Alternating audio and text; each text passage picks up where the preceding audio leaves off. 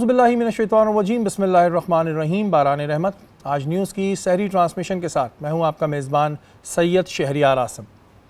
आज हम 29वीं सहरी की नशिस्त में मौजूद हैं। पता ही नहीं लगा कि रमज़ानुल मुबारक का महीना कब शुरू हुआ और कब ख़त्म हो गया, और ये हर साल होता है। हम बड़ा इंतज़ार कर रहे होते हैं कि रमज़ानुल मुबारक का महीना आएगा, आता है, बेशुमार अपने साथ रहमतें बरकतें लाता है और फिर हमें अफसरदा करके चले जाता है। आज 29वीं शब है, यानी कि आखिरी ताक रात। हो सकता है ये आज हमारी आखिरी सहरी हो और कल चांद रात हो। अमूमन देखने में ये आता है कि जैसे ईद उल फितर का चांद नज़र आता है, लोग दुनियावी कामों में लग जाते हैं, बाज़ारों का रुख करने लगते हैं। लेकिन ये रात अपने साथ बहुत सारी फजीलत लेके आती है, बेशुमार फ़वाइद होते हैं। चांद रात में हमें कौन सी इबादतों का एहतराम करना चाहिए, उसके अलावा ईद उल फितर की क्या फ़जीलत है, यह आज की नशिस्त में हम जानेंगे। हमारे साथ मौजूद हैं मुफ्ती मोहसिन उज़्ज़मा साहब। अस्सलाम वालेकुम। वालेकुम वरहमतुल्लाहि। आप खैरियत से? अल्लाह का शुक्र है। अपने मेहमानों से आपका तारुफ़ कराऊँ। हमारे साथ जिस वक्त हमारी मेहमान मौजूद हैं, मल्टी टैलेंटेड खातून हैं, MKP पाकिस्तान की चेयरपर्सन है। उसके अलावा और भी बहुत सारे काम करती हैं, समाजी कामों में भी आगे आगे रहती हैं। उसके अलावा और भी बहुत सारी इनकी क्वालिटीज़ हैं, वो हम आपको आगे बताएंगे। हमारे साथ मौजूद हैं सना अकील। अस्सलाम वालेकुम। कैसे हैं आप? आपको खुशामदीद कहते हैं। Thank you. और जो हमारी दूसरी मेहमान हैं वो पहले भी हमारी नशिस्त में आ चुकी हैं, और जहाँ पर बात आती है शादियाँ कराने की तो उसमें ये बड़ा पेश रहती हैं। हमारे साथ मौजूद हैं मिसेस अली, मैच मेकर हैं। अस्सलाम वालेकुम। वालेकुम अस्सलाम। कैसे हैं आप? अल्लाह का शुक्र है, आपको खुशामदीद कहते हैं। Thank you so much. और इस वक्त हम मौजूद हैं ज़ैनब के साथ। अस्सलाम वालेकुम। वालेकुम सलाम। कैसी हैं ज़ैनब आप? अल्हम्दुलिल्लाह। आप सुनाएं कैसे हैं? मैं बिल्कुल ठीक हूँ माशाल्लाह। 29वीं सहरी में आज हम आ चुके हैं और इतने मज़े मज़े के इन्होंने हमें खाने खिलाए, नो डाउट। आज क्या बना रही हैं ये? आज बस मैंने अभी पोर की है, खीर बनाई है। अरे वाह, खीर। मैं कहा 29वीं है हमारी शब, तो फिर कुछ मीठा होना चाहिए। और कुछ खाने को है हमारे मेहमान? क्या भूखे जाएंगे यहाँ से? बिल्कुल खाने के लिए भी है। खाने के लिए भी है, और बड़ी ज़बरदस्त सी फीका दोनों मौजूद है। मीठा और फीका दोनों मौजूद है, और बड़ी ज़बरदस्त सी मुझे ये खीर लग रही है। और इसको और मज़ेदार बनाऊंगी मैं। इसमें नेस्ले मिल्क पैक क्रीम मैं थोड़ी सी गार्निश भी करने वाली थी, और ये देखें इससे गार्निशिंग भी हो गई और क्रीम का मज़ेदार सा जायका भी आ जाएगा। बिल्कुल जी, 100% डेयरी क्रीम, कोई भी वेजिटेबल फैट शामिल नहीं है। नेस्ले क्रीम 2 वेरिएंट में आती है, और ज़बरदस्त जी। सवैयाँ क्यों नहीं बनाई आपने? सवैयाँ सब बनाते हैं, थोड़ा चेंज होना चाहिए ना। मुझे सवैयाँ पसंद है, इस वजह से चले हम फिर इंशाल्लाह सवैयाँ बना लेंगे। जी बना लेंगे। ठीक है, जब ये ट्रांसमिशन खत्म हो जाएगी तो आप मैं आपको बना के खिलाऊंगी। आप बना के खिलाएंगी? नहीं, आप मुझे बना के दे के जाएंगी। बिल्कुल। और मैं फिर उसको घर ले आके फ्रिज में रख के खाऊंगा। अच्छा, सवैयाँ जो है ना, हमेशा वैसे मुझे तो ठंडी खाने में मज़ा आता है, और फैनियाँ भी ठंडी खाने में मज़ा आता है। ये गर्म खाने में जो है वो मुझे मज़ा नहीं आता। मेहमान हमारे मौजूद हैं, जैसे कि मैंने बताया था, सना माशाल्लाह आप इतनी मल्टी टैलेंटेड खातून हैं। सबसे पहले मुझे ये बताएं कि आप लोगों के बिज़नेस को प्रमोट करती हैं, इसका तरीक़ेकार क्या होता है, किस तरह बिज़नेस प्रमोट किए जाते हैं?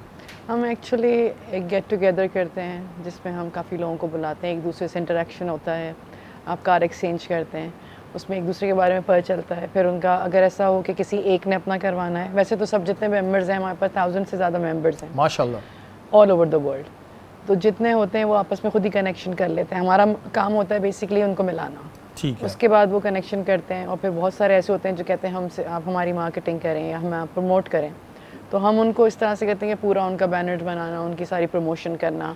जैसे एक मॉल है उसको हमने किया था, उनकी पूरी वो हमारा पूरा इवेंट उन पे ही हुआ था। ठीक है, सारा उस पे क्या था। अच्छा, जैसे आपने कहा कि 1000 मेंबर हैं आपके ऑल ओवर द वर्ल्ड, तो ये किस तरह, अगर कोई आपसे कनेक्ट होना चाह रहा हो, कोई अपने बिजनेस की प्रमोशन चाह रहा हो, तो इसका तरीक़ेकार क्या है?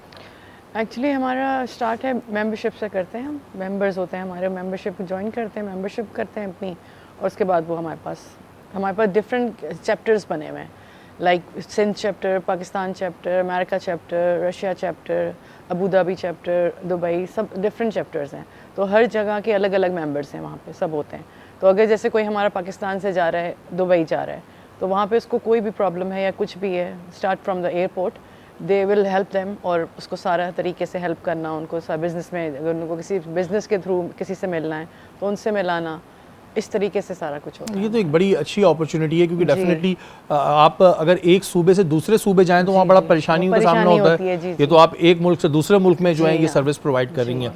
तो सना, ये आपकी शुरुआत कैसे हुई? ये शौक़ था बिज़नेस को प्रमोट करने का लोगों के? एक हर किसी की एक स्टार्टिंग होती है, आपकी स्टार्टिंग कैसे हुई?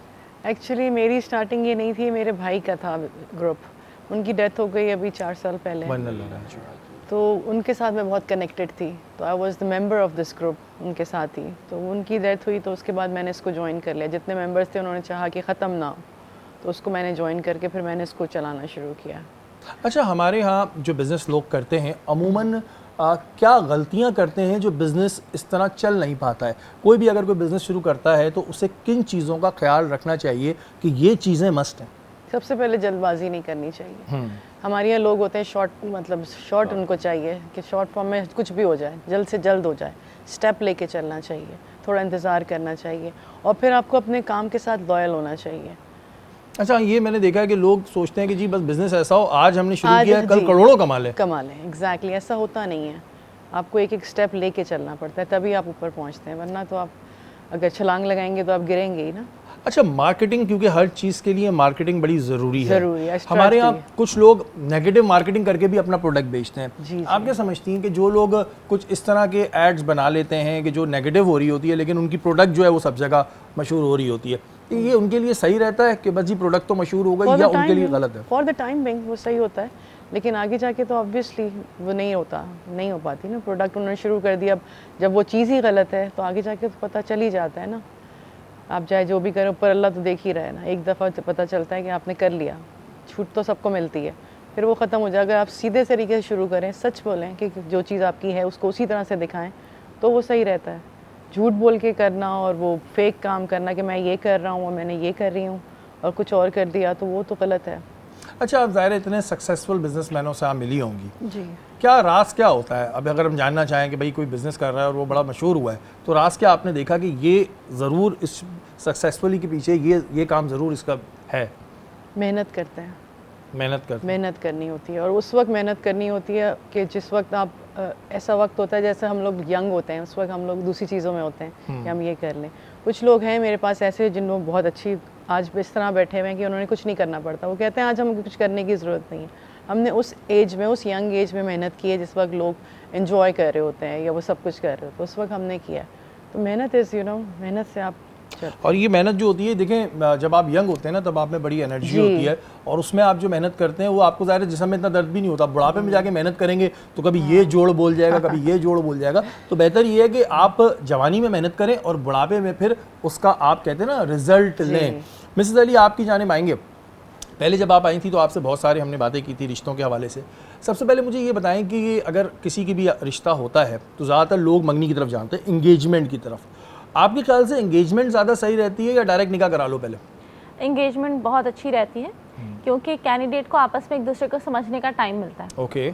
और एंगेजमेंट में ऐसा होता है कि एंगेजमेंट में कोई मैरिटल स्टेटस आपके ऊपर नहीं लगता। अगर आप निकाह की बात करें तो आपको निकाह फाइट कह देते हैं कि भाई आपका निकाह टूट चुका है, वो भले रुखसती हुई है या नहीं हुई, बनिस्बत इसके कि आप एक किसी ऐसे रिश्ते में बन जाएं जिसका उसके ऊपर आपके ऊपर मार्क लग जाए। इससे बेहतर है आप थोड़ा सा एक दूसरे को अंडरस्टैंड करने के लिए एक ऐसे रिश्ते में बन जाएं जहाँ पे कोई पाबंदियाँ भी ना हो और आप एक दूसरे को अंडरस्टैंड भी कर सकें। लेकिन यहाँ पर जो एक बात निकलती है कि मंगनी का जो ड्यूरेशन होता है ना वो इतना लंबा कर देते हैं कि वो वाकई टूट जाती है। हाँ, और हमारी मंगनियाँ बहुत बदनाम है क्योंकि मंगनियों का टाइम पीरियड होता है 3 महीना 4 महीना। ठीक है, काफी होता है एक दूसरे को अंडरस्टैंड करने में। इतनी वैलिडिटी है मंगनी की। ये नहीं कि आप उसको 2.5 साल तक ले जाते हैं तो फिर वहाँ पे तो वो बिल्कुल एज अ वाइफ और एज अ हस्बैंड के तौर पे एक दूसरे को ट्रीट करने लग जाते हैं। और फिर वहाँ पे इतनी जो है वो बदअखलाकी और बदज़ुबानी हो जाती है कि भाई वो कहते हैं कि नहीं जी आप मम्मा यहाँ से ख़त्म ही करते हैं, मेरे यहाँ तो इसके साथ गुजारा ही नहीं हो रहा, मतलब अभी नहीं हो रहा तो मैं एक घर में तो मुझे नहीं लगता कि हम एक छत के नीचे गुजारा कर पाएंगे। ये बहुत रीज़न आ रहा है इस वक्त ना। अच्छा, एक प्रॉब्लम लोग ज़ाहिर है ये भी कहते हैं कि जब मंगनी होती है तो उसके बाद जो ये 12-12 घंटे बात करने का सिलसिला होता है ये बड़ा नुकसानदेह होता है। वैसे कितनी देर बात करनी चाहिए मंगनी होने के बाद? टाइम ड्यूरेशन कितना रखना चाहिए? देखिए अंडरस्टैंडिंग के ऊपर डिपेंड करता है कि तो अंडरस्टैंडिंग शुरू में तो बहुत अच्छी होती है। अंडरस्टैंडिंग आप देखिए ना 12-12 घंटे क्या, मैं तो बहुत सारे ऐसे भी लोग देखे हैं जो क्लाइंट्स आते हैं वो कहते हैं भाई वो तो हर टाइम ही लगे रहते हैं, लाइक आप पूरी रात। और अभी मैंने रिसेंटली अपना भी केस सुनाया था, वो कह रही थी कि एंगेजमेंट हो गई और लड़का मुझे कह देता है गुड नाइट और फिर ऑनलाइन वो शो होता है। तो वो क्यों शो होता है, इसकी बेस पर उन्होंने मंगनी तोड़ दी। तो वो मतलब इतनी डीप कन्वर्सेशन में आप चले जाते हो कि भाई आप जो कर रहे हो मुझे बता के करो, आप जो कर रही हो मुझे बता के करो। सिर्फ अंडरस्टैंडिंग के लिए ये ड्यूरेशन होता है जिसको आप मंगनी कहते हो। इसमें एक दूसरे के ऊपर हक जमाना, पाबंदियां लगाना, एक दूसरे को अपना कायल कर देना, इससे इसका कोई ताल्लुक नहीं।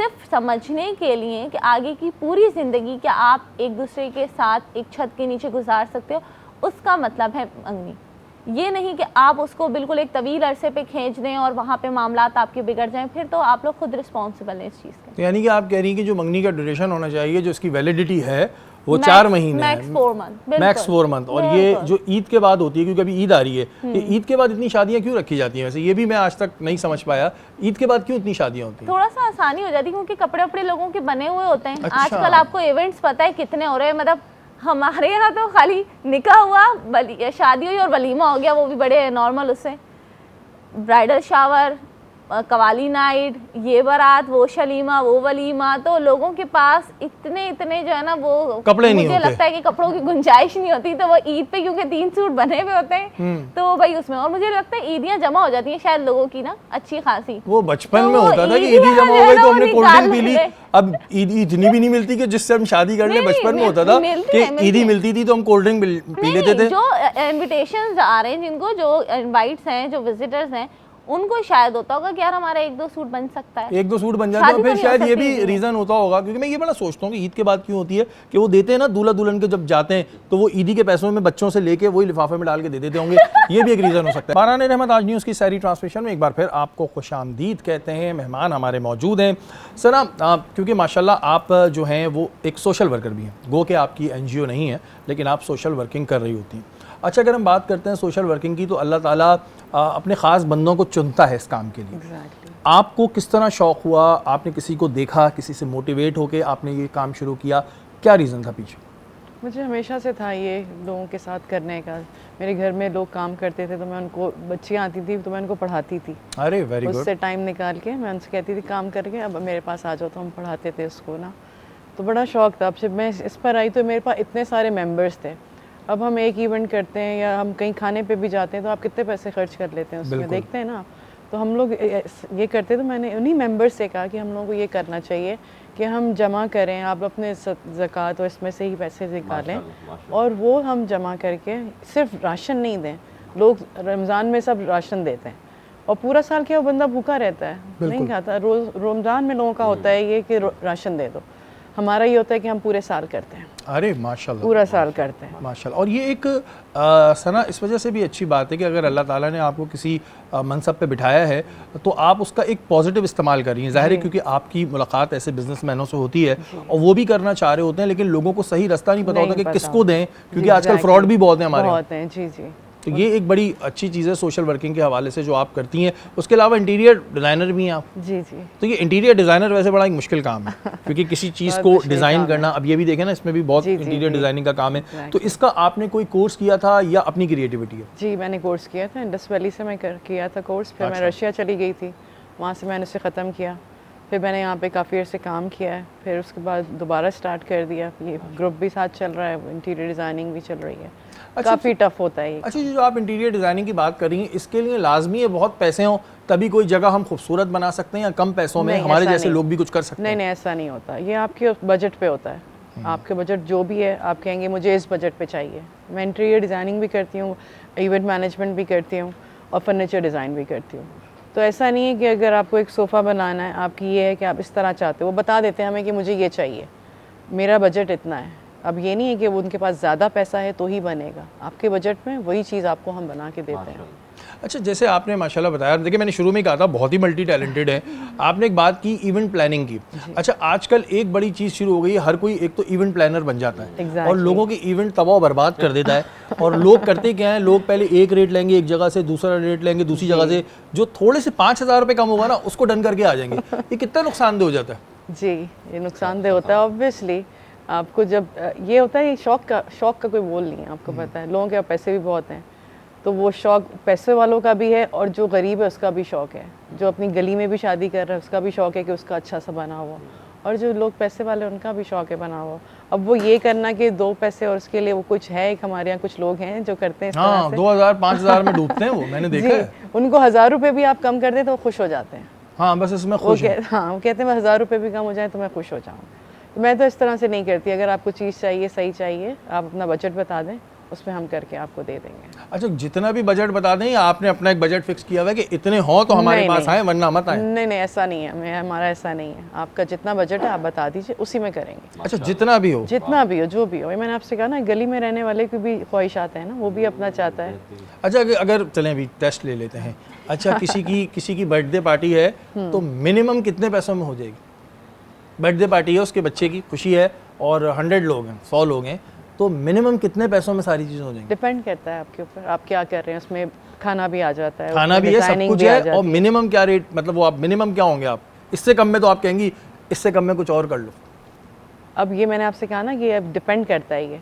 अब कोई कह रहा है कि मुझे करना है, कि मुझे सिर्फ ये समोसे चाहिए, मुझे स्नैक्स चाहिए, तो वो मिनिमम आ जाता है 50,000 में भी हो जाता है, छोटी गैदरिंग। छोटी गैदरिंग हो जाती है। हाँ, हो तो जाती ये है। देखिए, ये सवाल मैं इसलिए कर रहा हूँ कि बहुत से लोग इस तरह करते हैं, आते हैं फिर जाके बताते हैं जी हमारा, इतनी सारी चीज़ें बता देंगे और फिर वो पैसे जो है ना वो इतने से सोचेंगे। तो ज़ाहिर है एक क्रिएटिविटी होती है, कोई भी काम होता है, अगर आप इंटीरियर डिज़ाइनिंग की बात करें, आप इवेंट प्लानिंग की बात करें, इसमें क्रिएटिविटी बहुत मस्ट होती है। बगैर क्रिएटिविटी के ये काम नहीं होते हैं। तो ज़ाहिर है क्रिएटिविटी के भी पैसे जो है वो चार्ज करेंगी। अच्छा, एक चीज़ मिसेस अली मैंने अभी सुनी है, अब सच है झूठ है तो आप मुझे बताएंगी, कि आपने कोई ऐसी जगह ली है जहाँ पे 500-600 लोगों को आप फ्री निकाह करने के लिए जगह दे रही हैं, ऐसा है? जी, ये वेन्यू है मेन गुलशन इकबाल नीपा चौरंगी पे। हमारी वो हेड ऑफिस है एक्चुअली, तो उस हेड ऑफिस के ऊपर जो है वो टॉप रूफ है हमारी। ठीक है। तो उस टॉप रूफ को हम जो है वो लोगों को दे रहे हैं एज अ वेन्यू के तौर पे। वो लोग जो निकाह के वेन्यू को जैसे कि अफोर्ड नहीं कर सकते, या शादी को अफोर्ड नहीं कर सकते, या वलीमा नहीं कर सकते, तो आपको पता है आजकल वेन्यू की कॉस्ट बहुत हाई फाई हो गई है। बिल्कुल। तो सबसे पहले ये और फिर डेट्स मिलना बहुत मुश्किल हो जाता है। तो क्योंकि शादियों का सीज़न है और हम लोग क्योंकि लोगों की फलाह बहबूद के लिए भी काम करते हैं, उनको निकाह में आसानियाँ पैदा करना एक्चुअली हमारा ये मिशन है। तो हम पहले नॉर्थ के ऑफिस भी अपनी दे रहे थे, लेकिन उसकी जो कैपेसिटी थी वो मैक्स 75 लोगों की थी, तो वहाँ पे भी हमारे काफ़ी इवेंट्स हुए हैं। लेकिन प्राइम लोकेशन गुलशन इकबाल और मेन नीपा चौरंगी, अब वो हमें मिल रही है 400 to 500 मैक्स लोगों की कैपेसिटी का वो सेटअप है। और वहाँ पे सिर्फ स्पेस है।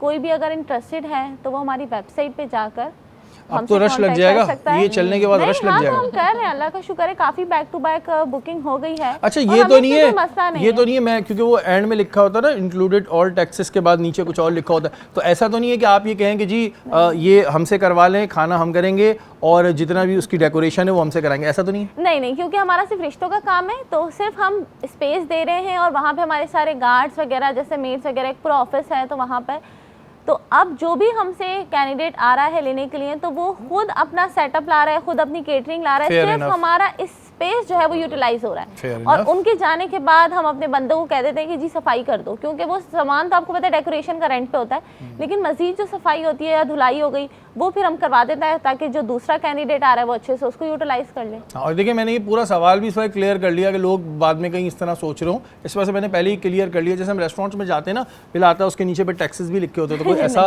टैक्स नहीं है। अच्छा, मुझे एक बात बताएं कि ये जो अमूमन हम देखते हैं कि शादी होती है और शादी के बाद फिर आजकल क्योंकि डिवोर्स रेशो बहुत बढ़ रहा है, आप क्या समझते हैं कि फैमिली वालों का मियाँ बीवी के बीच में जो बोलने का एक है सिलसिला, तो वो कितना नुकसानदेह होता है, या फिर बोलना चाहिए, बड़ों की जो बातें हैं वो सुननी चाहिए?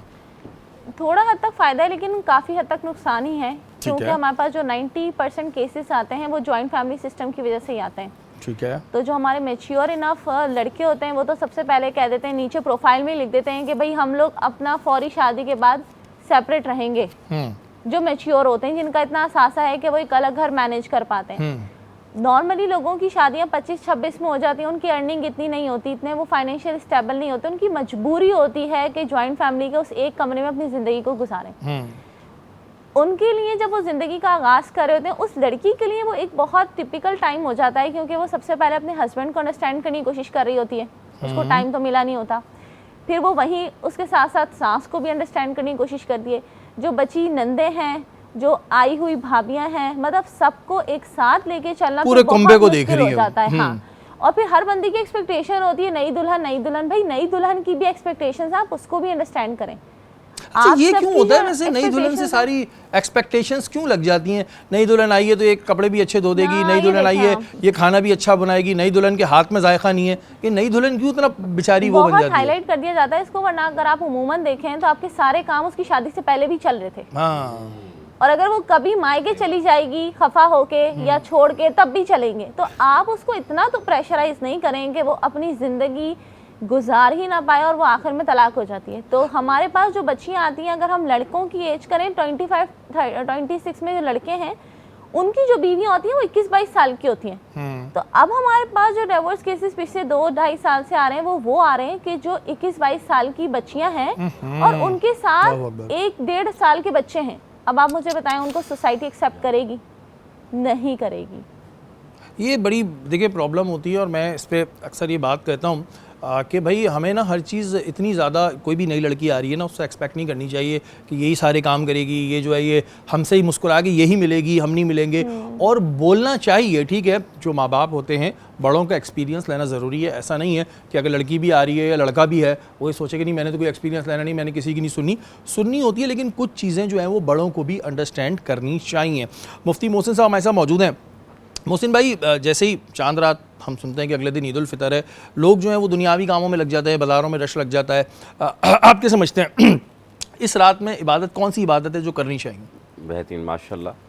देखें, सबसे पहले अल्लाह ताला जो है फरमाता है कि ये जो चांद रात है इसे लैलतुल जायज़ा कहते हैं। हदीस पाक में आता है कि ये रात अल्लाह ताला बंदों पर इनाम जो है दाखिल फरमाता है। मिसाल के तौर पे अल्लाह ताला फरिश्तों पर फ़ख्र फरमाता है। अल्लाह फरमाता है कि ये देखो इन्होंने 30 दिन कितनी मोहब्बत के साथ, इबादत के साथ मेरे लिए गुजारे, तो फरिश्तों आज मज़दूर को मज़दूरी देने का वक्त है, दिन है। तो मज़दूरी क्या है कि अल्लाह ताला उनकी बख्शिश फरमा देता है। और यहाँ कि आज की रात जब बंदा अल्लाह से दुआएं मांगता है तो अल्लाह ताला आज की रात दुआओं को कबूल फरमाता है। तो इस रात में बिला वजह हम जो अगर कोई ज़रूरी काम नहीं मार्केट में गुजारें या फजूलियात में लग जाएं, इससे बेहतर है कि इस रात जो चांदनी रात कहलाती है, असल तो चांदनी रात उन्हीं की है जिन्होंने नमाज़ें पढ़ी हैं, रोज़े रखे हैं, तरावियाँ पढ़ी हैं, कुरान पढ़ा है। क्योंकि अल्लाह ताला कुरान में ये फरमा रहा है कि तुमने जो ये 30 रोज़े रखे हैं इसकी शुक्र में अल्लाह ने तुम्हें ये ईद अता फरमाई है, बेशक, और ये खुशी अता फरमाई है। अम्मा बिनिअमति रब्बिका फहद्दिस। तो अब इस नेमत की खुशी में, असल खुशियाँ उनकी हैं, लेकिन इस नेमत की खुशी में अल्लाह ताला तमाम मुसलमानों को खुशी अता फरमा देता है। तो अब इस रात का सबसे पहला ये कि ऐसा ना हो कि वही बात आती जो उर्फ़ आम है कि जब इबलीस जो बंद है कैद में, उसको खुलते ही वो उसकी आप मानना शुरू कर दें और फिर रांदे दरगाह वाली बात आ जाए। लेकिन मोहसिन भाई, अगर बंदा चांद रात पे शॉपिंग कर रहा है तो इसमें कोई मुज़ायका है? कोई मुज़ायका नहीं, लेकिन मैंने आपसे क्या कहा कि बिला ज़रूरत ना जाए, बल्कि उससे पहले भी तो रात आती है ना। अगर चांद रात ही को क्यों शॉपिंग करनी? अच्छा, अब जहन में लोगों की ये होता है कि यार अगले दिन हमें रोज़ा भी रखना है, इस वजह से वो होता है अगले दिन जब ज़ाहिर पता होता है तो वैसे भी छुट्टी का दिन है, तो वो कहते हैं निकल जाओ बाज़ारों में। क्या है? मैं फिर आपसे बात करूँ, देखें, एक तो है कि हम अल्लाह की माने या अपनी ख्वाहिशात को देखें। बात है हमें अल्लाह की मर्ज़ी के तहत अपनी ख्वाहिशात को भी देखना है। आपने शॉपिंग करनी है, ठीक है, आप इरादा पहले भी कर सकते हैं, लेकिन ये रात कहता है लैलत अल्लाह इनाम की रात है और आपको अल्लाह तोहफ़ा देना चाह रहा है, आप रुख मोड़ के जा रहे हैं, नहीं यार मुझे दूसरे काम है। हाल अगर कोई तोहफ़ा देना चाहे तो और आप उसकी बात ना सुने, बोले यार मैं बाद में लूँगा, तो आप सोचिए उस पर क्या गुजरेगी। कि आम इंसान है, फितरी तौर पे किसी को तोहफा देता है तो कैसा लगता है और वो ना माने, हाँ, तो रब ताला तोहफा दे रहा है। हाँ बिल्कुल, बिला वजह ये बात मैंने क्लियर कर दी कि अगर आप शॉपिंग कर रहे हैं तो उसमें मुज़ायका नहीं है। हाँ। लेकिन बिला वजह जो निकल जाते हैं ना, खास तौर पे बाइकों के साइलेंसर निकाल के और ये करके, ये ना करें, इससे गुनाही आपको मिलना होता है। लेकिन अगर आपको कोई ज़रूरी काम है तो आप बिल्कुल जा सकते हैं, शॉपिंग कर सकते हैं, इसमें कोई बुराई नहीं। बारान रहमत आज न्यूज़ की सहरी ट्रांसमिशन में एक बार फिर आपको खुशामदीद कहते हैं। और ज़ैनब क्या चीज़ ड्रिंक बना रही है? जी, ड्रिंक मैं बना रही हूँ बनाना स्मूदी। ठीक है, बनाना स्मूदी बना ली है और मैं इस पर टॉपिंग करूँगी क्विज से, जिससे ये और रिफ्रेशिंग मज़ेदार सा हो जाएगा। तो ये हम पाकिस्तान का नंबर 1 ब्रांड क्विज आइसक्रीम शरबत, और ये ज़बरदस्त सी स्मूदी चल रही है इसमें, तैयार हो चुकी है। ठीक है जी। जी सना, आप ये बताइए, आप करती हैं कुकिंग या नहीं करती हैं? बिल्कुल भी। मैं करती हूँ। कितनी कुकिंग आप करती हैं? आप कितनी कुकिंग कर लेती हैं? आप मैं थोड़ी बहुत कर लेती हूँ, थोड़ी बहुत, ज़्यादा शौक नहीं है? ज़्यादा शौक नहीं। तो क्या क्या ऐसी डिशेज़ हैं जो आप बना लेती हैं कि हाँ भाई ये तो मैं बना लूँगी? मैं बना लेती हूँ चिकन निहारी बना लेती हूँ। अरे वाह। हलीम बना लेती हूँ चिकन और? में, और कोफ्ते बहुत अच्छे बनाती हूँ। कोफ्ते। वैसे जितनी भी कुकिंग आपने सीखी, ये किससे सीखी आपने? मैंने अपनी मदर से सीखी। अम्मी ने सिखाई? जी। लेकिन अम्मी ने कहा अम्मी ने सिखाई नहीं, उनको देख देख के, उनकी रेसिपी लिख के। मैं एक्चुअली रशिया में होती थी अच्छा, तो जब हम किसी बाहर मुल्क होते हैं तो वहाँ तो फिर बड़ी क्रेविंग होती है जी पाकिस्तानी फूड की। एग्जैक्टली वहीं पे सीखा। और मम्मी वैसे से रशिया में पूछ-पूछ किस तरह के खाने बहुत मिलते हैं? हम तो नहीं गए रशिया में तो बिल्कुल ही सादे है, समझे, रॉ फिश खाते हैं वो लोग। नहीं करें भाई। ऐसे ही है, सादी फिश होती है। अम्मी आई थी मेरी वहाँ पे, उनके सामने उन्होंने रख दिया, मैंने कहा अब ये मुझे ऐसी खानी होगी, मैंने कहा यहाँ ऐसे तो वहाँ मसाले वसाले कुछ भी नहीं कुछ होते? नहीं होते। तो फिर ये वहीं पे आपने सीख ली होगी निहारी वहीं हलीम ये सारी चीज़ें, अदरवाइज तो बड़ा मुश्किल हो जाता है ऐसी जी जगहों पे। वहाँ पे बहुत मुश्किल होता है, वहाँ पे खाना एकदम सादा होता है बिल्कुल। हाँ, तो इसी वजह से जो है इन्होंने अभी तक इतनी ज़्यादा कुकिंग नहीं सीखी है, लेकिन आप चाहें तो हम आपको सिखवा सकते हैं इनसे। हाँ भाई सिखवा अभी हम सकते हैं। यही बातें कर रहे यही थे, बातें कुकिंग कर रहे थे कुकिंग अभी। ये वो। एग्जैक्टली, इनको तो बहुत अच्छी आती है कुकिंग। इनको बहुत, हाँ बहुत अच्छी आती है इन्हें कुकिंग, बहुत अच्छी आती है। अच्छा, me? नहीं अच्छी आती है, बोल तो रहा हूँ अच्छी आती है। अच्छा मिसेस अली, आप ये बताएं कि लड़कियों के लिए कुकिंग आना कितना ज़रूरी है? आपने बता तो दिया था आपको पूरी आती है, अब सवाल ये है कि लड़कियों को कुकिंग आना कितना ज़रूरी है? लड़कियों को कुकिंग आना बहुत ज़्यादा इम्पॉर्टेंट है। ये आपको घर को सही तरीके से लेके चलने में बहुत मदद देता है, क्योंकि हर बंदे के जब पेट में मज़े मज़े के खाने जाते हैं तो वो उसका मूड ऑटोमेटिकली बहुत परफेक्ट हो जाता है। और अगर आप बात करें मीठे की, तो भले खाना आए पकाना या नहीं आए, लेकिन मीठा ज़रूर आना चाहिए, भले आपको तीखा आए या नहीं आए। अच्छा, तो फिर इतने मज़े मज़े के खाने पेट में जाते हैं, फिर जब वो पेट बाहर आ जाता है तो फिर ताने भी सुनने को मिलते हैं। ये भी तो मसला आता है। नहीं, उसके ताने सुनने को नहीं मिलते, वो फिर आपने अपनी डाइट को कंट्रोल करना है, वो आपकी अपनी जिम्मेदारी है। लेकिन अगर मैं घर गृहस्थी को लेके चलने की बात करूं तो बहू जब मज़ेदार पकवान दस्तरखान पे पेश करती है तो सबका मूड जो है ना वो समझे सेट हो जाता है। टिपिकल सांसों वाली बातें कर रही होंगी, टिपिकल बिल्कुल जैसी सांसें करती है ना बातें, बिल्कुल टिपिकल वाली बातें कर रही हैं कि बहू के हाथ के पकवान। अभी कह रही थी लड़की आती है तो उससे सारे खाने क्यों बनवाए जाते हैं? अभी लड़की के हाथ के जो पकवान है बहू के, अच्छा सिर्फ बहू के हाथ के पकवान में जायका होगा क्या सास के, नंदों के, इनके हाथ में नहीं हो सकता? नहीं, वो देखें आपको घर को लेके चलने में मदद देती है, मैंने आपको ये कहा। हाँ। और देखें मैं भी 2 बेटों की माँ हूँ, मेरे भी आगे जो है वो आएंगी बहुएं, तो इंशाल्लाह आएंगी, अभी टाइम है। अभी बहुत टाइम है। लेकिन फिर मैं ये समझती हूँ कि बच्चियों को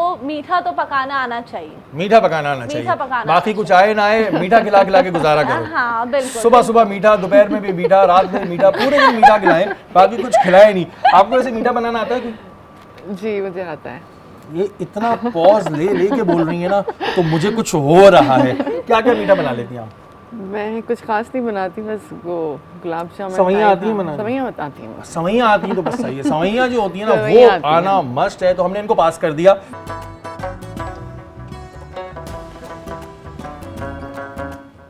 बारान रहमत आज न्यूज़ की सहरी ट्रांसमिशन में एक बार फिर आपको खुशामदीद कहते हैं। मुफ्ती मोहसिन साहब हमारे साथ मौजूद हैं। मोहसिन भाई, ईद उल फितर की फजीलत हमें थोड़ी बयान कीजिए। औज़ुबिल्लाहि मिनश्शैतानिर बिस्मिल्लाहिर्रहमानिर्रहीम।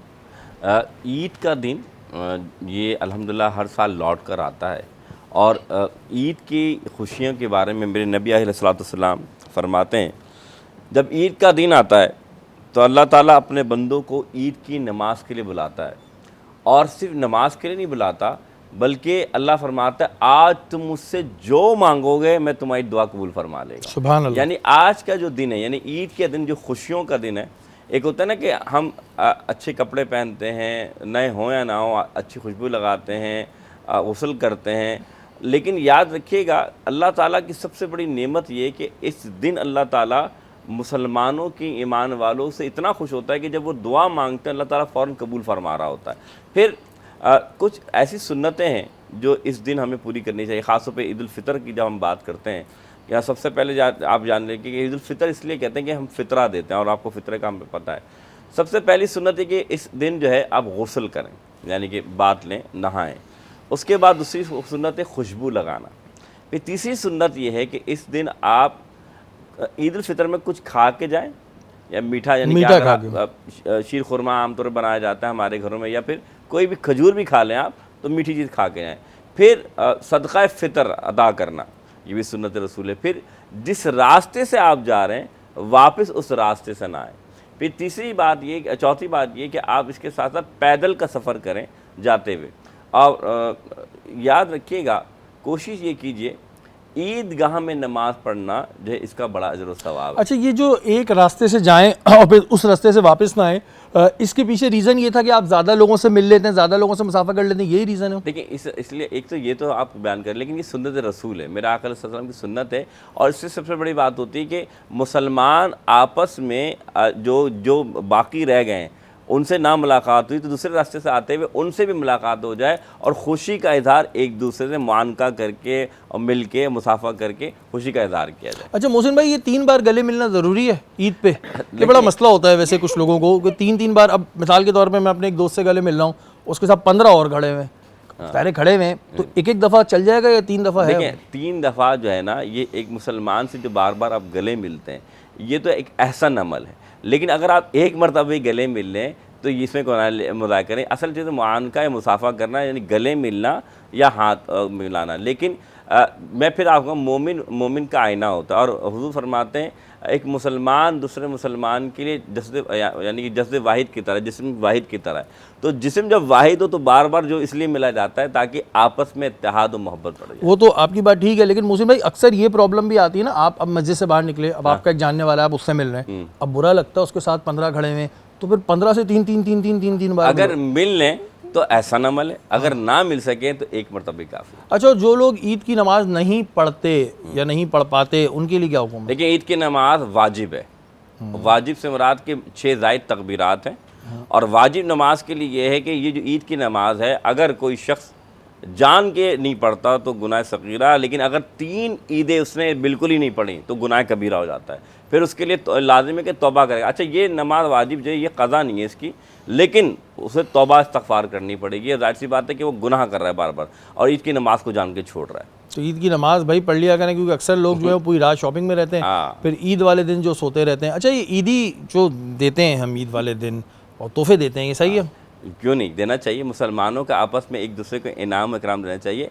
इसमें सूरतें बदल सकते हैं, ज़रूरत नहीं कि आप पैसे दें, लेकिन पैसे सही रहते हैं। लेकिन उर्फ़ आम में देखा जाए कि आज ज़रूरत जो है एक बंदा खुश किससे होता है, तो इस बात को देखते हुए अगर हम बच्चों को या अपने दोस्तों को इस तरह खुश कर सकते हैं तो कोई मज़ायका नहीं। लेकिन ये कि मैं कहूँ ये बात, जैसे रसूलुल्लाह सल्लल्लाहु अलैहि वसल्लम जब ईद की नमाज़ पढ़ने जा रहे तो कुछ यतीम बच्चे मिले, तो मेरे आका ने देखा कि उनके पास कपड़े नहीं थे और वो ऐसे, तो हुजूर पहले लेके गए, उन्हें गुस्ल दिलवाया, उन्हें अच्छे कपड़े पहनाए, फिर हुजूर ईदगाह में दोबारा आके नमाज हुजूर अकरम सल्लल्लाहु अलैहि वसल्लम ने अदा फरमाई, पढ़ाई। तो मालूम ये चला कि ईद की खुशियों में सबको याद रखा जाए, जिस वक्त की जो ज़रूरत है उसे पूरा कर दिया जाए। बिल्कुल जी, ये तो बड़ी अच्छी बात है कि अगर आप किसी यतीम बच्चों को या ऐसे बच्चे जो नहीं अफोर्ड कर पाते उनके साथ कर रहे हैं तो ये तो एक बहुत ही अच्छा अमल है।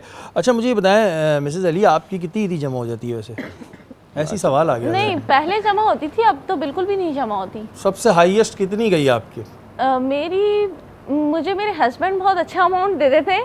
वो तो प्रेशर में देते हैं ना, फोर्सफुली देते हैं, वो कोई दिल से थोड़ी देते हैं, प्रेशर में दे देते हैं। नहीं, दिल से देते हैं। जो बात है वो स्पेशली बैंक से मेरे लिए पहले से वो गड्डी मंगा के रखते हैं कि भाई मैंने ये अपनी बीवी को खुसूसी तौर पे देनी है, और वो बहुत अच्छा अमाउंट होता है मेरे लिए। फिर मैं उस गड्डी में से सबको ईदियाँ बांटती हूँ। ठीक है, आप आजकल कितने दे रही हैं बच्चों को? ये थोड़ा सा बच्चों के लिए भी पता चल जाए ना आजकल क्या पैसों का रेट चल रहा है। जैसे हमारे यहाँ डॉलर्स का रेट काउंट कर रहे होते हैं, तो ईदी का क्या रेट है आजकल? हमारे यहाँ पर बच्चा 5000 चलता है और बड़ों को 20 और 25 इस तरह से दी जाती है। वाह भाई, इनके घर तो सबको जाना चाहिए फिर। अच्छा सना, आप बताएं। छोटा सा घर है। नहीं, आ जाएंगे, कोई मसला नहीं। सना, आपकी कितनी ईदी जमा होती है? मेरी हो जाती है जमा अच्छी, कितनी अच्छी जमा हो जाती है। अच्छी कितनी? हम थोड़ी डाका मार लेंगे, आप बतानी नहीं कितनी हो जाएगी? बतानी नहीं चाहिए। नहीं, ऐसी मतलब फिर भी पता चलना चाहिए कि इतनी हो जाती है, इतनी हो जाती है। काउंट नहीं करती मैं, बस हो जाती है। मतलब कितनी हो जाती है कि बैंक के बैंक भर जाते हैं पूरे? कितनी हो जाती है? हमारी तो गिनी हुई होती है, गिनो बस, ये हो गए पूरे 1500, 2000, 3000 बस। नहीं, इससे तो ज़्यादा ही होती है। तो जाहिर है उससे तो ज़्यादा ही होती होगी, ये मैं अपनी बता रहा हूँ। आपकी वैसे कितनी हो जाती है? हो जाती है 50,000 या लाख तक हो जाती है। 50,000 लाख दोनों जो है यहाँ पे ऐसे बैठे हुए जिनको ईदी ज़्यादा मिल रही है, तो आप देती हैं वैसे बच्चों को? कोई घर में छोटे बच्चे आ जाएं तो आप कितने पैसे दे देती हैं? डिपेंड करता है, अलग अलग बच्चों पे अलग अलग होता है। अच्छा, इसमें भी डिपेंड करता है। हमारी ये हमारे करीब के हैं, ये दूर के हैं, ये उससे दूर के हैं।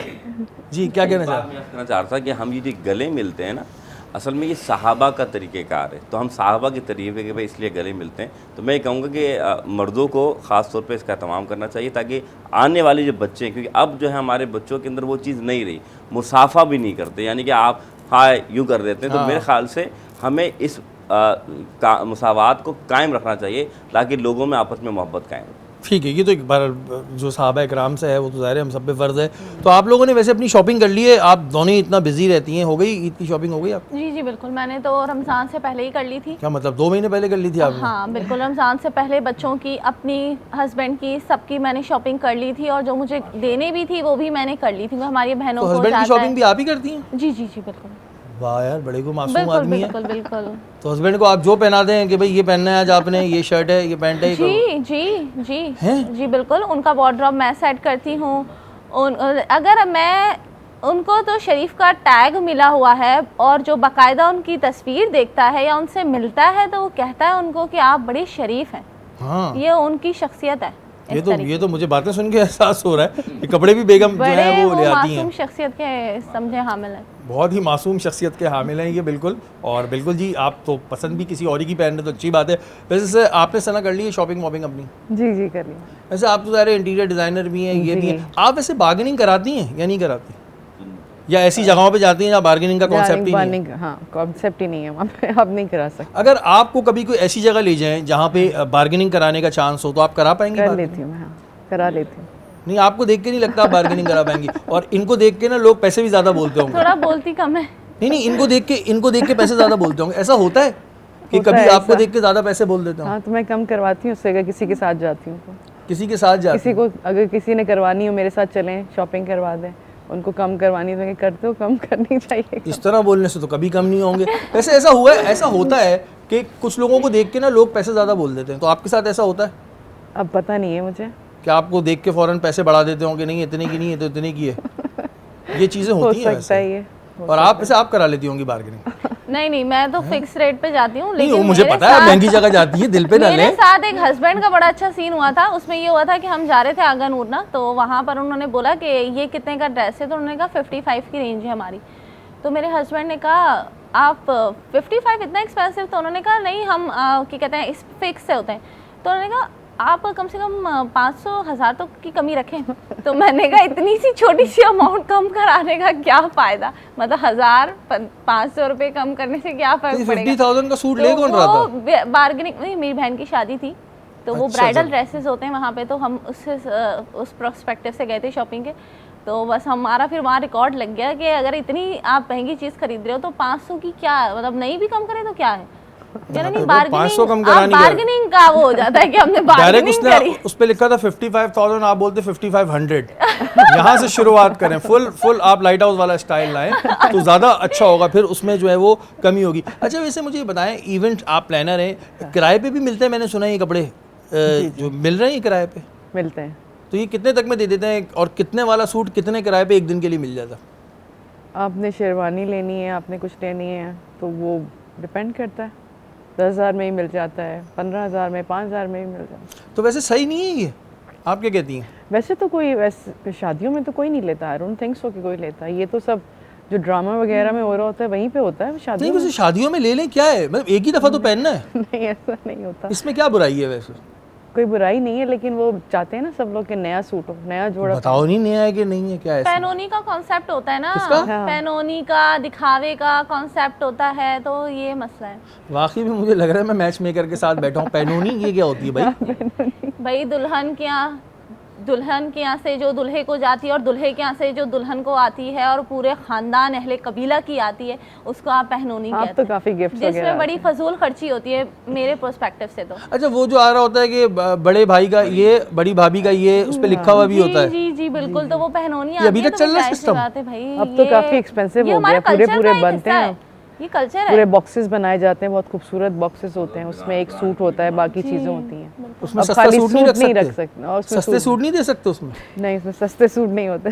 महंगे सब महंगे चल रहे हैं। जी। ये कहाँ, मतलब हम लोग कितने कहाँ, अगर हम ये बातें सुनते हैं तो कितना ज़्यादा जो है वो खर्चे बढ़ गए हैं लोगों के, शादी को मुश्किल हो गया इस तरह तो शादी बिल्कुल, करना। जब भी तो हम देखें, कहते हैं हम निकाह को आसान बनाने की दावत देते हैं, हमसे जितना हो सकता है हम लोगों को निकाह को आसान बनाने की दावत देते हैं। किस तरह निकाह आसान होगा ये भी बताएं। भाई निकाह इस तरीके से आसान होगा, जो हमारा एक शादी का लड्डू सीज़न बताया था मैंने आपको, 11 सीजन्स कामयाबी के साथ हो चुके हैं। उसमें गेट टुगेदर करवा देते तो लोगों का फ्यूल बचता है, एनर्जी बचती है, उनका हाई टी वगैरह का बचता है, और वो जो इतना लंबा लंबा सफ़र करते हैं वो बचता है। फिर हम लोग वेन्यू दे रहे होते हैं आप लोगों की, भाई आपने मंगनी करनी है, निकाह करना है तो आप यहाँ पर कर लें, ठीक है। उसके बाद हम आपको कंसल्टेंसी प्रोवाइड करते हैं, क्योंकि हमारी लॉ फर्म भी है, हम एडवोकेट से आपको फ्री एडवाइस दिलाते हैं, उनसे मीटिंग करवाते हैं। मतलब थ्रू आवर चैनल जितनी फैसिलिटेशन हम अपने क्लाइंट्स को प्रोवाइड कर सकते हैं निकाह की सूरत में हम वो करते हैं। बिल्कुल जी, निकाह को आसान बनाएं, क्योंकि ये जो चीज़ें बहरहाल जिसके पास पैसा है वो कर सकता है, ज़ाहिर अल्लाह ताला ने जिसको दिया है, लेकिन वैसे निकाह को आसान बनाना चाहिए। अब ये बातें मैं सुन रहा हूँ पैनोनी और पता नहीं क्या क्या, ये बड़ा मसला होता है, और ये कॉन्सेप्ट आज तक चल रहा है कि बड़े भाई का तो उसकी भाभी का तो उनके 3 बच्चों का सूट। भाई इस पर तरह सोचें, जिसके पास नहीं होता उसको बड़ी प्रॉब्लम होती है। सहरी का दस्तरखान इस वक्त यहाँ पे लगा हुआ है और खाने और भी इन्होंने बनाए, लेकिन अभी बात होगी सिर्फ खीर पे। मोहसिन भाई ने शायद खीर चखी है, नहीं जी चखी? बिल्कुल चखिए, कैसी है मोहसिन भाई? बिल्कुल हर चीज़ परफेक्ट है, मिठाई परफेक्ट है, जायका भी बहुत अच्छा है। चलें जी जी नहीं, मुस्कान, मेरी बारी नहीं आई अभी। अभी आई नहीं है बारी? अभी बारी नहीं आई है, अभी मैं खाना खा लूँ देन चखूंगी। फिर बताएंगी, आप बताएं जी। अच्छी बनी होगी वैसे, अच्छी बनी होगी। इनका दूसरा आइटम खाया है, बहुत अच्छा है। कलमी चिकन भी इन्होंने बनाया था जी, अच्छा बनाया? बहुत अच्छा बनाया। पक्की बात है जी। रशिया वाली बात तो नहीं है थोड़ा थोड़ा सिमिलर है, लेकिन कि उसमें भी मसाला नहीं है? और लाइट माइल्ड है। बगैर मसालों के आप खाने बना रही हैं, यहाँ पे बैठ रहे हैं। माइल्ड है, अच्छा जी। अच्छा, ये जो हमारा सेगमेंट होता है इसमें हम थोड़ा बचपन की जानिब जाते हैं कि जी बचपन कैसा था। तो सना कैसा था बचपन आपका, कितनी शरारती थी आप बचपन में? बहुत शरारती थी। लगती नहीं है, लग बिल्कुल भी नहीं रही, क्या चक्कर है ऐसा? पता नहीं अब शायद हो गई सही, लेकिन मैं बहुत शरारती थी। क्या क्या शरारतें की आपने अपने बचपन में, ये बताएं ज़रा। मैं बहुत तंग करती थी, बहुत ज़िद्दी थी। जिद्दी, क्या जिद्दें करती थी आप? बस जो चीज़ पसंद आ गई वो चाहिए, अम्मी छोड़ देती थी, छोड़ दो उसको। ये वो तो वाले बच्चे तो नहीं थे आप जो शॉपिंग मॉल में लेडी आते हैं ज़मीन के नहीं नहीं पास? वो आजकल के ऐसे हैं ना, शॉपिंग मॉल में लेडी आएंगे, नहीं नहीं। माँ बाप रिक्वेस्ट कर रहे हैं बेटा उठ जाओ, बेटा उठ जाओ, बेटा नहीं। अब हम लोग अपनी मूवीज़ देखते हैं पुरानी, तो मैं अम्मी से कहती हूँ अम्मी आप लोग कैसे पेरेंट्स थे, हमें छोड़ के चले जाते थे, मैं वहाँ स्टेयर्स पे बैठी हुई हूँ, आप कहती हैं छोड़। हाँ वैसे ऐसा ही सही रहता है, बच्चों को बेटा जाओ बस, सही खुद ही सही हो जाए। तो कभी ऐसी कोई शरारत याद है जिस पे बड़ी मार वार पड़ी हो, डांट पड़ी हो? नहीं, मार कभी नहीं पड़ी, कभी नहीं पड़ी मार कभी वार? नहीं पड़ी मार। और घर में सबसे फेवरेट कौन था आपका? मेरे भाई फेवरेट होते, भाई फेवरेट। अच्छा, भाई बड़े हैं छोटे थे आप? बड़े थे। बड़े, तो बड़े भाइयों से वैसे बड़ा एडवांटेज भी रहता है, जी, कोई तंग भी नहीं करता, कोई तंग नहीं करता, है ना? हाँ। मोहल्ले में भी कोई तंग मोहल्ले में भी कोई नहीं? ये बड़ा भाई है इनका, कोई सबको पता होता था मेरे भाई का। हाँ। कोई मेरे दोस्त भी होते थे, फ्रेंड्स वगैरह, मैं कहती पहले मेरे भाई से मिल लो, फिर उसके बाद दोस्ती होगी। ये भाई बड़े जो होते हैं ना ये सही रहते हैं वैसे। हाँ। आप कैसी थी भाई, कितनी शरारती थी आप? मैं कोई शरारत नहीं करती थी बचपन में, क्यों? तरीके वाले बच्चे थे। अभी मैंने कल भी बताया एक शो में कि हम बड़े मासूम से थे, 4 बहनें, ठीक है। और बस एक कोने में खेल खेल के बड़े हो गए। क्या एक कोने में क्या मतलब को दड़बा बनाया हुआ नहीं था? नहीं, दड़बा नहीं बनाया हुआ था। द थिंग इज कि भाई अब बेटियां हैं सारी घर में, तो होता है ना बंदे लड़के होते हैं तो गली में निकल गए, क्रिकेट खेल लिया, ये कर लिया वो कर लिया। तो हमारे यहाँ ये नहीं था, तो दुपट्टे होते हैं तो दुपट्टे से वो साड़ी वाला खेल, तो वो आपा भुजी वाला खेल, और घर में ही मतलब कि एक कोना ले लिया हर रोज, एक घर का एक कमरे का एक कोना, और उसमें खेल लिए बहनें, और फिर समेट के रख दिया, और फिर बस उठ गए, सो गए, स्कूल चले गए, मदरसे चले गए, ये रूटीन थी।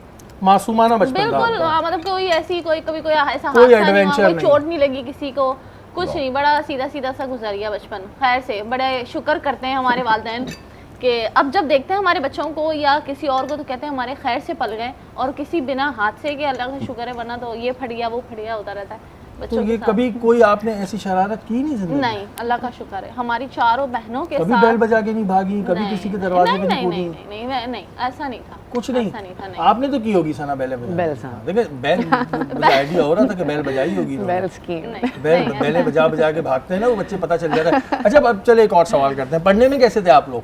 पढ़ने में अच्छे थे, पढ़ने में बहुत अच्छे थे, बल्कि पढ़ने में इतने अच्छे थे कि हम लोग, हमारे पेरेंट्स की तरफ से कोई प्रेशर नहीं था, और हमें पेरेंट्स की तरफ से हमेशा ये होता था कि सिर्फ फोकस आपने पढ़ाई पे नहीं करना, आपने कैरिकुलम एक्टिविटीज़ में भी सही तरीके से बढ़ चढ़ के हिस्सा डालना है। तो मैं बहुत ज़्यादा मैंने जो है वो स्कॉट्स में प्ले करा है, तकरीरी मुकाबलों में कहीं आप तकरीरी मुकाबलों क्योंकि मेरी आवाज़ इतनी अच्छी नहीं है, तो मैंने जनाब स्काउट्स बहुत आली खेला है। नहीं, स्काउट्स बहुत खेला है मैंने, क्रिकेट बहुत खेला है, बहुत ज़्यादा खेला है, स्कूल लेवल पे खेला है, बाकी नहीं खेला। ठीक और है। अभी भी बहुत अच्छा बैट वगैरह चला लेती हूँ। सना आप कैसी थी पढ़ने में? मैं अच्छी थी। अच्छी थी, उसका ठीक है, पक्की बात है? हाँ पक्की बात है। अच्छा, मुझे हर कोई अपनी तरह लग रहा होता है ना। ज़ैनब आप कैसी थी पढ़ने में? एवरेज थी, सीधी बात है। उस पढ़ाई के अलावा हर चीज़ में एक्टिव।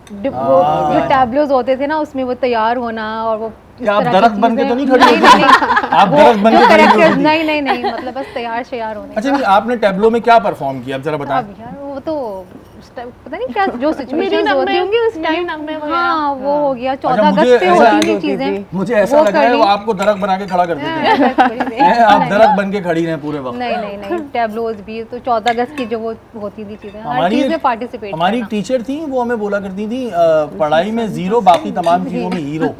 ये ताने इस तरह के मिलते थे। अच्छा, ये जो आप इस तरह की बातें माशाल्लाह करती हैं, ये जो बहुत डेप्थ में करती हैं, जैसे अभी आपने पैनोनी का बोला, ये वर्ड आपने ये इस प्रोफेशन में आने के बाद सीखे हैं, शुरू से सीखे हुए थे? नहीं, मेरी उर्दू बहुत अच्छी है और मेरी हैंड राइटिंग बहुत अच्छी है क्योंकि मैं आर्टिस्ट हूँ। अच्छा, जबरदस्त। तो जितनी भी ये तो बड़ी टिपिकल बात है, इससे उर्दू का ताल्लुक नहीं है। नहीं, पैनोनी- मैं आपको ये बता रही हूँ, मेरे पास लुगत होती थी बाकायदा। लुगत होती थी मेरे पास और मुझे बहुत अच्छा शौक रहा कि जब मुझे कुछ इंग्लिश का वर्ड सीखने को मिलता था तो मैं सबसे पहले कहती थी इसको उर्दू में क्या कहते हैं। ओके। तो मैं स्पेशली, मेरी लुगत थी इतनी मोटी, इतनी छोटी सी थी, उसमें तकरीबन पता नहीं कितने वर्ड से भी याद नहीं है, लेकिन इतनी मोटी वो बुक थी, आप अंदाजा लगा लें। तकरीरी मैंने मुकाबलों में हर भी जाना चीज़- चाहिए था ना आपको। मेरी आवाज़ अच्छी नहीं है नहीं, आपकी आवाज़ अच्छी है, कोई मसला नहीं है। तो मैं बस इस वजह से थोड़ा सा पीछे रह गई। क्योंकि मैं बात बताऊं, बड़ा मैं जब ये बातें इनके मुझसे सुन रहा होता हूं, मैं कहता हूं अच्छा ये कौन सी बात है, ये कौन सी बात है। अच्छा, जो पिछले ब्रेक में पैनोनी था, ये बरी को कहते हैं। अच्छा, बरी का वर्ड तो मैंने भी सुना है कि बरी आएगी जाएगी कुछ होता है। अब ये नहीं पता ये लड़के की तरफ से आती है लड़की की तरफ से, लेकिन कुछ ना कुछ है ये। लेकिन ये वर्ड पैनोनी का बरी है। आप कुछ कहना चाह रही हैं? पैनोनिया जो है लड़की वाले लड़के वालों को देते हैं, पैनोनिया लड़की की तरफ से लड़के वालों को जाती ठीक है, इन्हें भी सब पता है। एक काम करिएगा, ये औरतों का ये एक काम करिएगा, इन्हें भी जॉब दे दीजिएगा अपने पास। बारान रहमत आज न्यूज़ की सहरी ट्रांसमिशन में एक बार फिर आपको खुशामदीद कहते हैं। हमारे मेहमान इस वक्त हमारे साथ नशिस्त पे मौजूद हैं। उस वक्त आपसे एक बात रह गई थी मेरी, मिसेस अली, आपने कोई वैकेंसीज़ भी अनाउंस की हैं, कोई 200 वैकेंसीज़ हैं जो ख़वातीन के लिए, क्या है वो ज़रा से बताइएगा। जॉब कैरियर अपॉर्चुनिटीज़ हैं फॉर द फीमेल्स स्पेसिफिकली, जो कि अपने बच्चों के लिए कुछ करना चाहती हैं, सपोर्ट करना चाहती हैं अपने घर वालों को। उनके लिए है शादी ऑर्गेनाइजेशन पाकिस्तान ने जॉब वैकेंसीज़ निकाली हैं जो अप्रॉक्स 200 तक हैं, जो कि कराची की डिफरेंट ब्रांचेस में हैं, जिसमें गुलशन इकबाल, नॉर्थ नाज़िमाबाद और DHA फेज़ 5 शामिल हैं। तो इसमें हर मतलब कि हो तो ये शादी की ही रही है, तो इसमें मल्टीपल जो है वो वैकेंसीज डिपार्टमेंट्स हैं इसके, जो कि सुपरवाइज हो रहे होते हैं। तो कुछ मैनेजिंग पोस्ट की भी जो है वो वैकेंसीज़ हैं और कुछ एम्प्लॉयमेंट पोस्ट की भी जो है वो वैकेंसीज़ हैं। तो हमारा लिंक है shadi.org.pk/career करके, तो उसमें फ़र्दर डिटेल्स हैं। लेकिन अगर मैं बेनिफिट्स की बात करूँ तो हमारा जो डिपार्टमेंट है वो सिर्फ सैलरी प्रोवाइड नहीं करता। हम लोग बेसिक सैलरी के साथ convince allowance, medical, bonus, emergency medical loan और इसके साथ साथ लड़कियों को कन्वेंस प्रोवाइड करते हैं, स्कूटी और गाड़ियां हम लोग लड़कियों को प्रोवाइड करते हैं। और इसी के साथ साथ हमारी मंथली ग्रॉसरी जो है वो हर एम्प्लॉय को जो है वो डिलीवर होती है ऑर्गेनाइजेशन। दैट्स वेरी गुड, तो दैट्स वेरी ये गुड। जितनी भी हमारी वो फीमेल्स हैं जो कि कुछ करना चाहती हैं और उनको एक ऐसा कैरियर पाथ नहीं मिल रहा है जिसके तहत वो आगे बढ़ पाएँ और फैमिली को फाइनेंशियल सपोर्ट कर पाएँ, तो वहाँ शादी ऑर्गेनाइजेशन पाकिस्तान सपोर्ट कर रहा है। और हमारी सबसे स्पेशल चीज़ ये है कि इस ऑर्गेनाइजेशन की जो डायरेक्टर हैं, मैं मिसेस अली, वो एक फ़ीमेल है। तो आपको पता है आगे बढ़ने के लिए एक फ़ीमेल का सपोर्ट होना बहुत ज़रूरी है, वरना अगर आपकी अपॉर्चुनिटी है कैरियर से तो कुछ आपको खोना पड़ता है पाने के लिए। ठीक है, तो यानी कि जो भी चाह रहे हैं वो उस पर अप्लाई कर सकते हैं। और इसमें कुछ डिपार्टमेंट ऐसे भी होंगे जिसमें रिश्ते करवाने होंगे। जी बिल्कुल ऐसा, तो उसमें इनको रख लीजिए। बहुत एक्सपर्ट है ये, यकीन माने आप ये काम बहुत अच्छा कर सकती हैं रिश्ते करवाने का। तो आपकी जो CV आप मुझे दे दीजिएगा, मैं केयर ऑफ अपने लिख के दूंगा, तो शायद आपका जो है वो चांस बन जाए। सना, आगे क्या प्लान्स हैं, क्या सोचा हुआ है और मज़ीद, क्योंकि माशाल्लाह आप ऑलरेडी इतने सारे सेक्टर्स में काम कर रही हैं, आगे के क्या प्लान्स हैं? आगे के यही प्लान्स हैं कि लोगों के काम करने हैं। बहुत लोग यहाँ पे जो हैं, कुछ ऐसे भी हैं जो सफ़ेद पोश भी हैं, बिल्कुल वो नहीं बोलते हैं ना, वो कहते हैं उनको आपको ढूंढना होता है। जैसे अल्लाह कहता है ना, किसी को दो तो ढूंढ के दो। बेशक, मैं यही करती हूँ। मैं जब राशन भी देती हूँ तो खुद जाती हूँ, वेरी गुड। ना मैं कोई पिक्चर लेती हूँ ना मैं कुछ करती हूँ, खुद जाके उनको देखती हूँ। उस घर में पहले देखती हूँ कि उस घर में किसी को कोई ऐसा शख्स हो जो काम कर सकता हो। जैसे अभी एक जगह हमने करवाया, वो उनका जो फादर थे वो काम कर सकते थे लेकिन उनके पास नहीं था कुछ, तो मैंने उससे कहा तुम क्या कर सकते हो? उसने कहा कि मुझे आप एक ठेला दिला दें, मैं उसमें कुछ कर लूँगा। तो हमने उनको ठेला दिलाया, राशन दिया, लेकिन हमने कहा अब नहीं देंगे, अब तुमने खुद कमाना है, उसकी बेटियाँ 4। सबसे अच्छी चीज़ होती है पैरों पे खड़ा करना। और वो इतना खुश था ना कि वो बाजी आप जो बात बोल रही ना, ये मैं भी चाहता हूँ। कौन चाहता है कि वो किसी से लेके खाए या कुछ करे? इस तरह के भी सफ़ेद पोश होते हैं। तो मैं चाहती हूँ कि ऐसा काम हो कि मतलब कोई जो है यहाँ पे वो परेशान ना रहे, सब अपने पैरों पे खड़े हों, कोई मांग के नहीं खाए किसी से। देता अल्लाह तो किसी को खाली सुलाता भी नहीं है कि बगैर खाने के बगैर खाए हुए और रहता भी नहीं है, लेकिन खुद से करके करना वो बहुत बड़ी बात होती है। तो ये एक बड़ी अच्छी सोच भी है, और सबसे अच्छी चीज़ ये होती है कि किसी को जो है उसके पैरों पे खड़ा कर दो, ताकि वो किसी के आगे हाथ ना फैलाए और फिर आगे अपनी लाइफ में इसी तरह काम करता रहे। मोहसिन भाई, आप क्या कहना चाहेंगे? कोई पैगाम, कोई मैसेज आपका? बस मैं इतना कहूँगा कि ईद जो है ना, ये तमाम के लिए, तो ख़ास करके कोशिश कीजिए कि ईद में जिन लोगों से आप रूठे हुए हैं तो उनको मना लें। मकसद ये ना हो कि भाई के नहीं जा रहे, फला नहीं जा रहे। तो यकीन माने आज के दौर में लोग अगर बहुत कम मिलते हैं जो मुखलिस होते हैं, तो मेरी गुजारिश होगी कि आप पहल कर लें मिलने के लिए। यकीन माने आपका पहल करना आपको जन्नत में भी पहले ले जाएगा। बिल्कुल जी। और मोहसिन भाई, हो सकता है आज आखिरी सहरी हो, कैसा रहा एक्सपीरियंस? वैसे आपके साथ तो 8-9 साल हो ही गए हैं, फिर भी पूछना तो बनता है। शरीफ भाई, सबसे बड़ी बात कि अल्लाह का शुक्र है कि मैं समझता हूँ कि जिस तरह आप ट्रांसमिशन लेके चलते हैं, हमारी पूरी टीम, अल्लाह ताला ने चुना है शायद कि हम लोगों की इस्लाह कर सकें, अपनी भी इस्लाह कर सकें।